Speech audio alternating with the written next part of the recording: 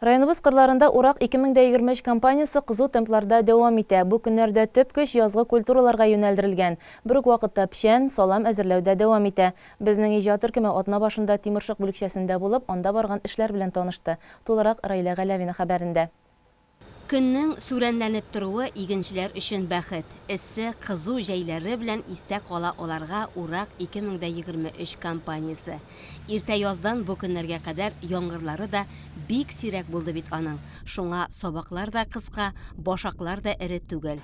Икмәк күңелдәгечә булмаса да юк түгел ди Тимершык бүлекчәсе агрономы Дамир Мөхәммәтҗанов. Менә бу көздән чәчелгән арыш басуларында бөртеклеләр соңгы гектарларда җыеп алына. Комбайнчылар Солтан Хайруллин белән Фидаил Сәйфетдинов төнне төнгә ялгап кыр карапларын иярлиләр. Бу чорда шулай эшләгәндә генә мәйданнар кими ди үзләре.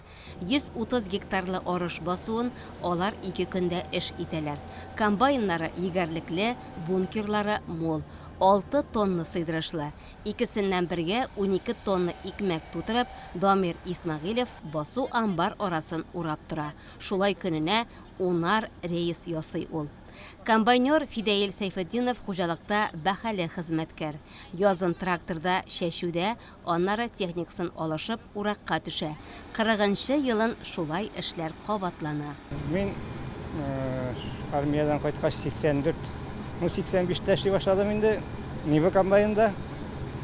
Анда хәтерләп бетермим, 1 ел эшләдем икән. Аннан Дон кайтты, яңа районда беренчеләрдән булып.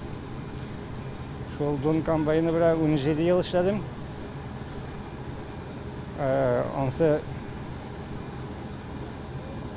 Аннан соң акрос бирделәр, менә шу яңа беренче кайткан акрослар. Хәзер монысына да 15 ел булган инде. Шул бу елгы елны куры булса да икмәк бар барыбер. Юк дип әйтә торган түгел.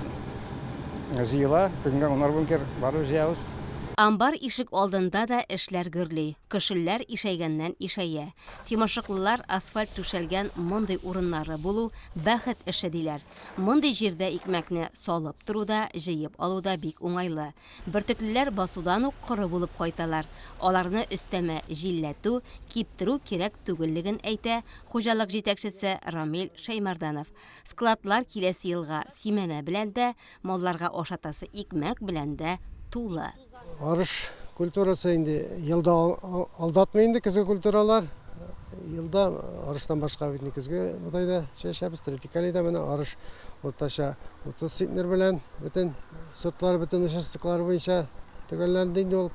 Инде көзгә будай тоже 150 гектарда игелгәне, ансыдыкы айрым участокларда 56 центнер бергән җирләре булды. Уртача тоже 46. Инде ел өчен дип әйтик, әйбәт, оны натырган күрсәткеч, третикале 25 центнер берде уртача, ансы тоже 150 гектар майданда игелгәне. Инде елдан ел майданы арта, саба хуҗалыкларында, третикале культурасында көзге будайдан көзге будай 300 тонна күләмендә Шәмәрдәнгә дә озатылып, инде барыбер ашлык башка төр культуралар тапшырылмаса да менә көзге будай, инде сабан будайының да сыйфаты кликабиналар туры килсә, ансалы тамырда утыра 100 гектарда, алардан да инде семенадан калган урнаштырылса әйбәт була инде. Агроном бу кешеләрдә 2200 тонна арыш бар ди. Аның бер өлешен симәнәгә айырып куйганнар. Шул ук вакытта техникалар кышлык ашатуга, фуражга дип Кызылмиша авылындагы складларга ташыйлар.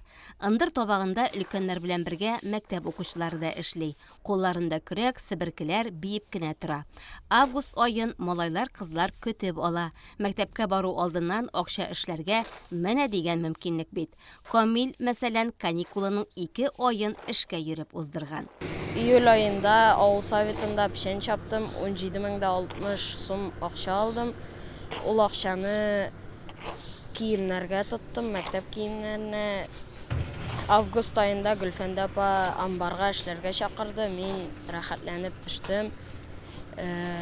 Обедтан соң эшлибез, 2 сменага бүленгән. Обедтан соң 12-дән 5-кә хәтлек, обедка кадәр 7-дән 12-гә хәтлек эшлибез. Монда 5 бала эшлибез, минем шикелле кешеләр бар, иптәшләрем бар. эшләү рәхәт, себерәбез, ашлыкны атып торабыз көрәк белән. Хужалык арышның сабагын соламга калдыра. Җыелган мәйданнарда техникалар салам түкли. Аны шакмак итеп тә пресслыйлар, түгәрәк тә итәләр. Шакмагы 2 центнер, түгәрәге 1 центнер килә. Ул ферма янына ташып та куела. Әлфәт Садыйков тракторында аларны үз тәртибе белән тезеп, өйеп бара.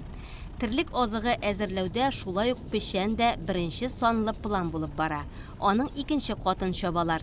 Менә бу олы юл уңаендагы 30 гектарлы басуда Люцерна инде кипкән. Төргәкләргә бик вакыт кына. Артык кипсә кыйлып бетә ди агроном. Пешәндә 2 пресс тракторы эшли. 3 техника төргәкләрне ферма янына ташып тора. Табигатьтә эссе һава торышы сакланганда эшләү авыррак барса да механизаторлар зарланмыйлар. Аны иртә белән эшләп киткәч, аны бер эшнең авырлыгы сизелми инде, аны эшли башлагач, баштагына шитен шикелле. Нормально. Техника ватылмаганда эшләрлек инде түзәрлек. Эссе торып булмый инде, аны эшне алып бара кирәк бит барыбер. Хуҗалык эшен туктатып булмый. Тимершыкта 1640 баш мөгезле эретерлек бар. Бүгенге көнгә бер шартлы терлеккә әзерләнгән азык запасы 27 центнер тәшкил итә. Куелган бурыч 35 центнерга тигез. Яңгырлар булып, җылылар торганда 3нче кат пешән дә үскәндә бу саннарга җитү куркыныч тудырмый. Иң мөһиме булганын югалтуларсыз җыеп алырга кирәк.